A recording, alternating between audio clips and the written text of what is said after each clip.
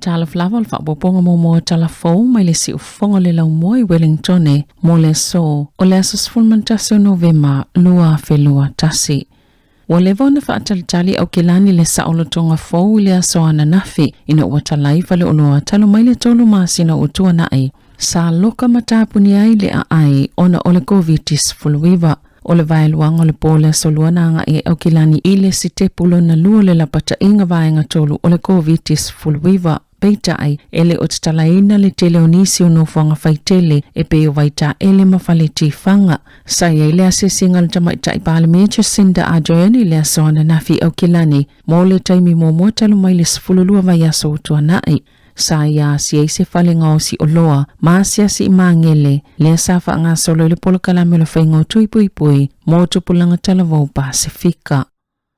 Safa alia le minista mo le taliatur COVID-19 fuluiva ma o le minista fo imoa onga Chris Hipkins e sili atu le tele o whaamanianga mai le toi tatala wa onga tūlanga luai o kilani ma Waikato e le asos fulfito Novema na iloni tūlanga yono la mati hai e au i tamaiti vasenga wha malungato o na whaia lātou talipupuni o fufonga ai ole a iai le tapula alfoi numero i lātou e iai whalea onga mai tatau foi.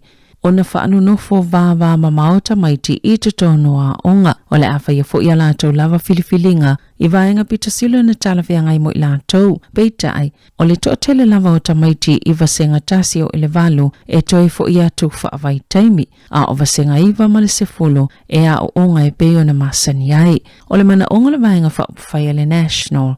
Ia vaveo na tatala uma onga ma atutongi ni tupe o atu li taifase lau tala mo tamaitia onga taitasi ma whaiso o lātou suenga o le afso sonia i lātou e whaatu mo ili taimi leana misi mo lātou vasenga o ana na filena whaalauloa i le national la lātou fuafuanga o ta o le back on track plan e fiso sonia i tamaitia onga i toi tuli loa ai lātou wa o onga i na misi ili taimi na loka matapuni ai le a ai. O le atatala atu le tuipui o le AstraZeneca i se taimi o le masina nei, mōni nei tangata to i tite ilunga atu le taisfulu valu tau sanga le mātutua, e le mawhaiona tui le vaila awa le Pfizer, o na umafu angatau ilo lātou soifua maloloina. Na saunol whaaton silo soifua maloloina, Dr. Ashley Bloomfield, o tangata i te tau o na whaia tuipui lalo le polo inga, ale soifua maloloina lau tele, ai o sile tomo i lātou le whaonga ai o le AstraZeneca na ilo le Pfizer, e mawhai foi o na lātou filifili i ai. Na sauno Dr. Bloomfield, e to i titini tangata i ta isfulu valutau sanganga ilunga o le aanga vaa, mo le vaila au le AstraZeneca, mai le whai ungo Novema. Peitai i nai tu la mulmuliane na sauno le minsta mo le taliatur COVID-19 fluiva Chris Hipkins. O le a whaavanoa le AstraZeneca mo so se tasi lava sa tala noila na fōmai mo le atui pui pui. Sa whaate ia tangata o New Plymouth, ona o le awhingalwenga i to'otola le aonga Devon Intermediate, ia na mali liu le whaalavlavi tau ta avale le na tupui horo whenua i le awauli o le asolua. E to a whaatangata na mali liu i le whaalavlavi na ua whetau i se loli ma se isi ta avale i kuku i le State Highway 1 i le awauli o le asolua na ta ue le pule o le aonga. O le tangata le eva aia le lotoa le aonga whaape ma se whaia onga langolango. Whaatasi ma se whaia onga tū mau, sa mali liu whaatasi umai lea whaalavelave. Ua matua whaate ia malangona i le whaanoa i lea onga, ai meise fo i o aingo whanau onga, whaapea tangata o lea pitonu. O nei tangata i tolu e tā ua tele lau whaingalwenga, o na o lātou matawha i whaatino i lea onga, maolo o tu ina atu le langolango le matangalwenga wa onga, o na o lea whaalavelave onga, peo na whaalia i le pulea onga. Ele ifia whaiesa saunanga le pulea onga pe sa malanga ia au whaingalwenga, e au waile solo tete e, lea na whaia le palemene i lea solua.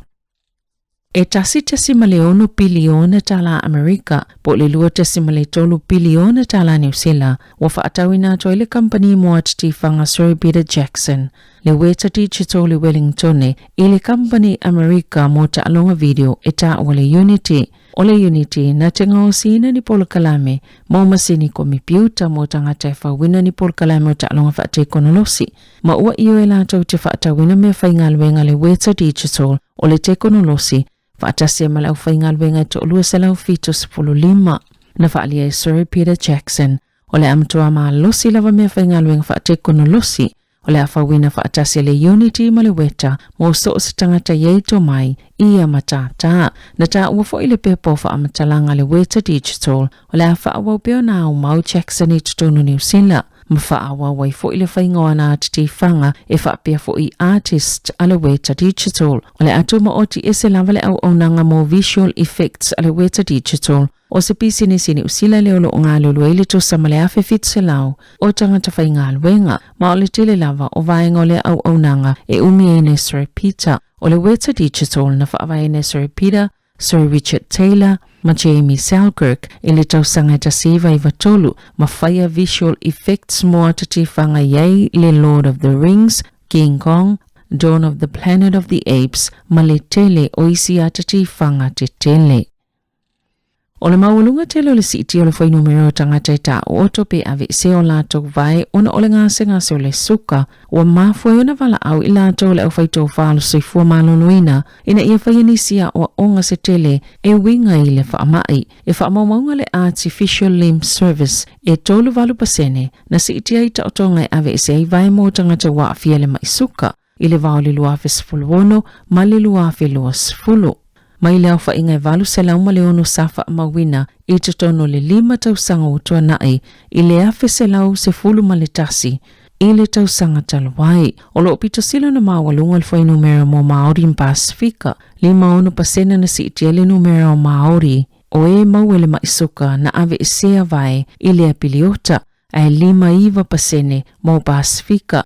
Ua matua tele le mana onga mole au nanga vai whaapipi i mone ngase ma ua maualunga atu na iloa lato tupe o loo whaanganga mo ia au nanga ma ua aveo nilo i tau mole whaalapo tupatonga. Aile ngata ilea o le whaamauti noa o le maue tangata umolo o mo'miena le au nanga ma lea fisosoani. O se tasi leo vaenga ta wana toi whaamamafa ma whaamanatu e tamaitai ua yeito mai whaapitoa le maisuka. Le sunga sera tapta alama le sunga se yuli fale ula fatia lofa i lungo le si ufufongo le laumua i le tāua le va aile lei o ao po o vae o tangata wa afia le maisuka ina ia tau mamau ese ai ma ia whaafi tau li onga. Ma le tala i taalonga, wofia tone ile au kilikita le ito pawali i le Black Caps a New Zealand i le suenga siampinio le ipola lange le 2020. Po o le taalonga i ta iluas full over i le United Arab Emirates ina wamanu malo i le isi semifinals i le taalonga ma Ingelani. Sama ta ina le ta Daryl Mitchell o New Zealand, mai al taalonga i le ipe, fitu se fululua aina i ta ina, mai leo fa inga o fa ate e fast full malfitu. Lena fisoson tele ile manu malo New Zealand e se la wonos fulfitu aina mo umia le Black Cap se manu malo wai aina totoi lava le ova e tasi o Martin Kaptio le isi tale le New Zealand na pe ile fa o na ai le ova mo mua o le li kapteni Gain Williamson e limo na ai mana pe ile ova lo na tolo. O whaatantale New Zealand se awe manu malo Pakistana ma Australia la te ta alo le suengar siampini ile asunga fua o le vai a sofou. Tala Fou ia malisi ufonga le laumua mo le nei vaenga o le tae au.